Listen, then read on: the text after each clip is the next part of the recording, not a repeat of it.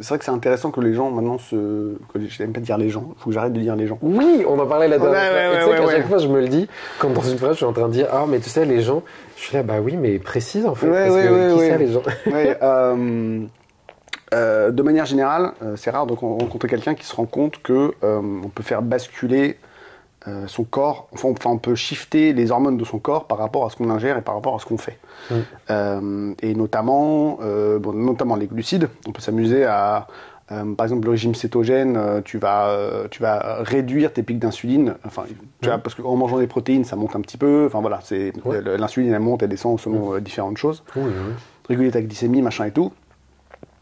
Et quand tu manges des glucides, c'est pareil, tu fais monter tes machins. Le cortisol, tu bouffes des acides gras trans, tu fais monter ton cortisol de manière grave. Enfin, il y a plein de choses avec lesquelles tu peux shifter. Et donc c'est vrai que c'est bien que la population générale se dise ah d'accord, en fait l'alimentation ça c'est pas anodin quoi. C'est les calories oui, mais il y a aussi ce qu'il y a dedans. Donc c'est à la fois la qualité et la quantité.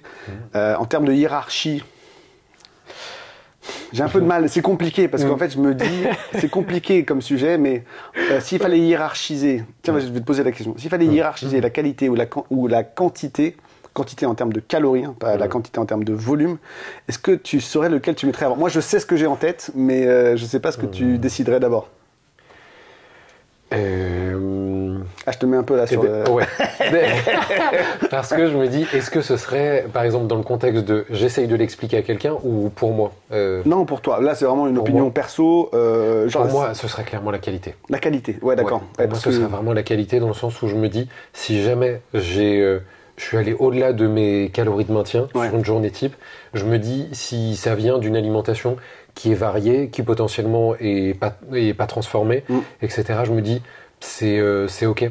Puis il y a peut-être entre guillemets peu de chances que j'en ressente tout de suite les conséquences entre guillemets. Et pour ça j'essaye de prendre l'exemple de si je suis sur un vrai surplus calorique sur une journée parce que voilà j'ai fait des excès ou autre. Si c'est une alimentation qui effectivement est pas saine on va dire ou du coup on a vraiment que quasi des produits transformés. Bon je sais que ma nuit derrière elle va être nulle. Je vais très mal dormir. J'aurai mal à la tête le lendemain. Je vais peut-être être barbouillé etc. Ouais. Donc je pense que je dirais la qualité.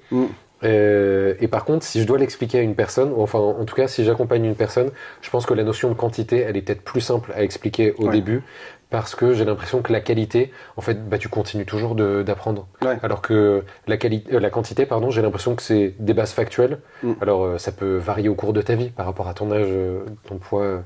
Et différentes choses, mais j'ai l'impression que c'est assez factuel, c'est quasi mathématique et c'est un peu plus simple à expliquer, versus la qualité, où du coup, il faut prendre le temps d'écrire un livre, par exemple, pour essayer de donner plus de détails, tu vois, donc c'est vrai que c'est pas forcément évident, mais je pense que je dirais ça. C'est une réponse un peu... Ouais, mais je suis d'accord. En fait, je crois que, je sais plus qui disait ça, il disait c'est très dur de trop manger de choses de bonne qualité. Très très bon exemple. La dernière fois, je disais à mes élèves, parce qu'il m'arrive parfois d'être formateur, et on parlait justement de la nutrition. Et je leur parlais en fait de la notion de sucre justement et de la charge en fait de sucre qu'on peut récupérer. Et je prenais l'exemple des pommes et du jus de pomme. Du coup, les pommes qui sont pressées, du coup, on a détruit leur matrice. On retire les fibres, etc. Mais on garde le sucre, évidemment. Du coup, gros shot de sucre. Et je leur dis, si vous buvez un verre qui contient, on va dire, l'équivalent de 5-6 pommes, c'est ok, vous allez le descendre d'une traite, et c'est ok, c'est bon. Mais si je vous demande de manger 6 pommes d'un coup, en fait, c'est pas possible, parce qu'en termes de charge, du coup, de sucre, elle est étalée, en fait... du coup sur une plus grande quantité avec du coup des fibres etc. Et donc on est complètement d'accord que là-dessus on peut le ratio du coup devient complètement différent quoi.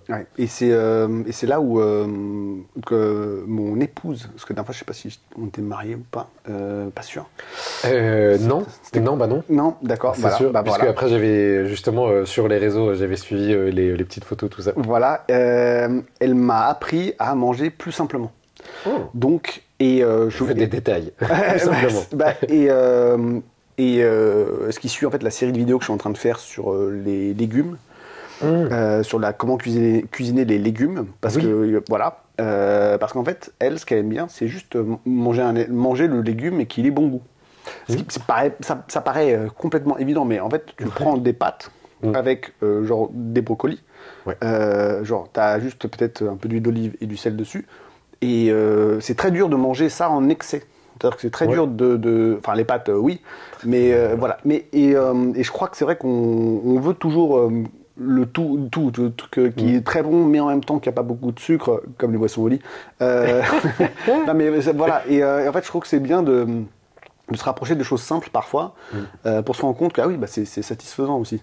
Ouais. Quand même. Mais parfois, il y a un petit truc qui manque au bout d'un moment. C'est-à-dire qu'il y a aussi ce facteur-là, sur le long terme, sur 2-3 jours, t'as quand même envie de un petit bout de chocolat, tu vois, récupérer, je comprends. Pour remplir ce petit truc-là. Et c'est là où il y a toute la psychologie autour de l'alimentation qui est d'une complexité, je pense, infinie. Parce qu'il y a déjà l'alimentation, c'est complexe. Le lien est très étroit, je suis d'accord. Voilà, et la psychologie et l'alimentation, ça doit être, enfin, je suis sûr qu'il y a des experts complets là-dessus. Banamo, il a écrit un petit livre sur l'alimentation émotionnelle. Ouais. Et donc ça, c'est intéressant aussi de se rendre compte en fait que parfois tu manges parce que tu réponds à un besoin, quoi. C'est une manière de répondre à un truc pour faire baisser ton stress. Insuline et cortisol sont inversement corrélés.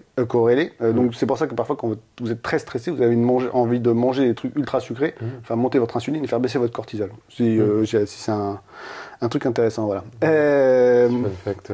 Mais oui. Et d'ailleurs, c'est marrant que tu dis ça parce que dans le milieu du sport, quand on recherche alimentation, etc., qui peut être lié au sport, c'est vrai qu'on trouve pas beaucoup d'éléments là-dessus. Puisque moi, la première fois que j'ai entendu parler de cette idée de nutrition émotionnelle, en fait, de l'alimentation comme un tampon émotionnel, justement pour éviter de ressentir, tu vois, ou au contraire pour essayer de complètement faire reculer tout ce qui est une idée de surcharge ou autre.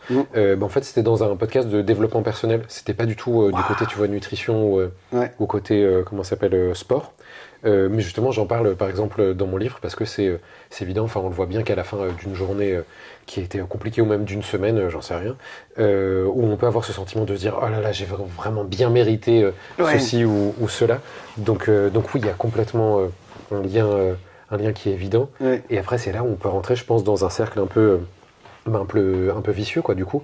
Si jamais on a ce truc de je vais me faire un repas hyper riche avec plein de trucs transformés ou autres que je peux commander ou acheter, j'en sais rien, en fast food ou quoi, aux caisses, ou surgelé.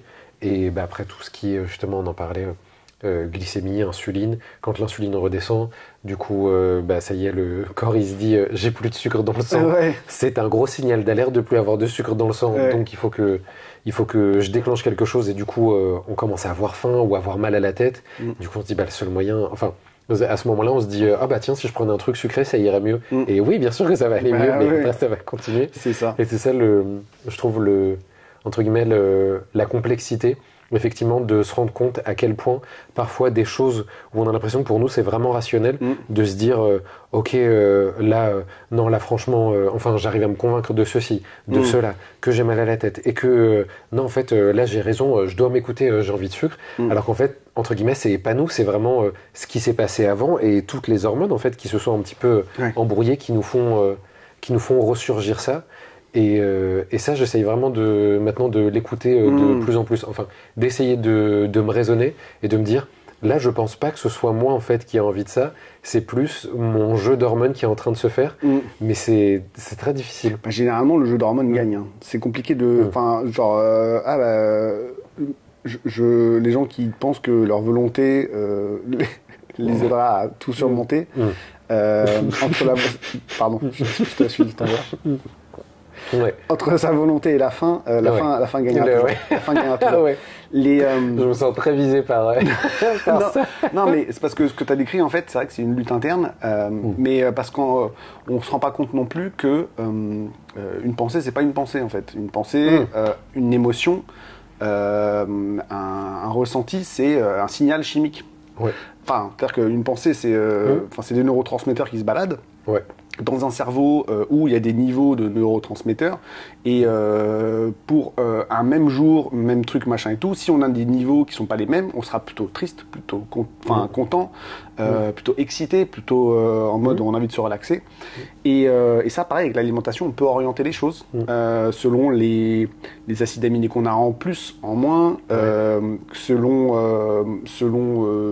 comment dire, ces niveaux de glycémie aussi ont un impact là-dessus, les vitamines qu'on a, les minéraux qu'on a, parce que selon ce qu'on sait produire ou ne pas produire, on a plus ou moins de trucs. Et c'est pour ça qu'en fait, l'alimentation équilibrée est intéressante pour que notre corps il soit comment dire, qu'il ait toutes les armes pour pouvoir avoir les bons niveaux, enfin les niveaux qui seraient comment dire physiologiques, et donc de pouvoir pour de baseline une bonne baseline saine où on peut répondre aux différentes choses qui arrivent dans la vie.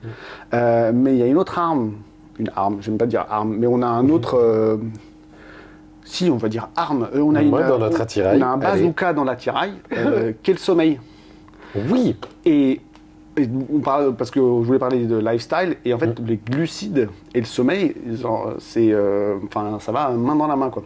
Toi, tu voulais réagir, je ne voulais pas te couper, mais le sommeil... Non, du tout, c'était pour appuyer l'importance du sommeil, je suis d'accord. Du coup, comment est-ce que tu le vois, le lien glucides-sommeil En fait, une nuit courte, ça te rend diabétique, en fait. Techniquement. C'est-à-dire que en fait, ça fait que tu deviens résistant à l'insuline. Tu fais une nuit courte, pendant 24 heures, tu es résistant à l'insuline en fait. D'accord. Parce que tu n'arrives plus à réguler ta glycémie de manière logique. C'est pour ça que tu sais, après les nuits blanches ou les trucs comme ça, tu as envie de manger. T'as faim toute la journée, quoi. Toute la journée, t'as faim. Du coup, d'accord. Derrière le. Ah ok, c'est hyper intéressant, ça je savais pas du tout. Autre chose, ta testo descend. Ça oui, ok. Voilà. Donc en fait, l'une des choses les plus intéressantes avec la testostérone, c'est sympa parce que ça te fait maintenir du muscle, prendre du muscle, machin, mais en fait c'est le goût à l'effort. En fait, ça c'est pareil, les hormones ont aussi une incidence sur ton cerveau. Donc si tes hormones ne sont pas au bon niveau, tu n'auras pas les bonnes réactions par rapport aux choses. Donc il y a des gens qui disent j'aime pas faire du sport. En fait, tu peux te poser la question est-ce que ce serait pas un taux de testostérone un peu bas, voilà. Et donc en fait, le sommeil étant le régulateur hormonal, pour que tu vois ta physiologie soit à une bonne baseline ou bien un peu en mode super-hero, faut vraiment réguler son sommeil. Et ça, c'est parce que moi, c'était mon gros... c'était ma croix et ma bannière. En fait, je sais pas me coucher le soir. M'endormir, j'ai aucun problème. Genre, si je ferme les yeux, je me mets de côté, c'est bon. Mais on avait parlé la dernière fois du sommeil et des difficultés. Je t'avais demandé des conseils pour depuis l'année dernière. C'est vrai, t'as trouvé donc du coup, t'as continué ton rituel enfin pas ton rituel, mais ton habitude. Complètement. Excellent, super. Ouais. Et voilà. Parenthèse.